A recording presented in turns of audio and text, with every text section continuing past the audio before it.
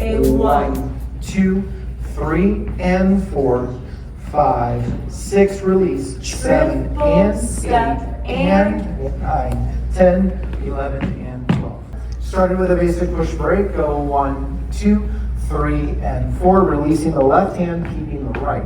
All right, finishing on 6. From here, we did a basic reverse whip for a 1, prep 2, 3, and 4, 5, 6, 7, and 8. We then took that same reverse whip and we kept the hand and we did a 1, 2, 3, and 4. So when we do that, we want to make certain that we're focusing on keeping that tether and that extension throughout.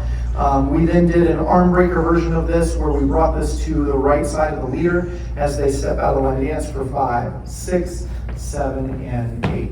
Right, and I talked to the follows more about like squaring up in the middle, not squaring up actually on the middle is whip. So 1, 2, like holding this tether, right? Letting your free arm, right? Some of you are trying to keep your free arm out here. Letting your free arm swing with the movement, and you'll see it really helps to give more connection to the leader. Right, from here the leader's moving forward so that I can stay true to the line dance. And then I talked about step, cross, and then still not getting completely square, but getting to the heel. And now I'm ready for one of the next pattern.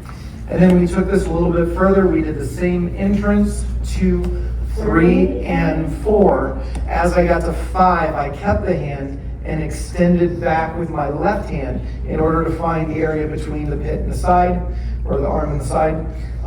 Then I'm going to let Annmarie come through. And really quick, you'll see follows. I'm holding my ball, right? I'm holding my ball so that Jason can lead from my right side, right? So he's giving me a small lead for rotation, right? And then finishing out the pattern. For the counts on this, we have A 1, 2, 3, and 4, 5, 6, release, 7, Triple and 8, step and 9, 10, 11, and 12.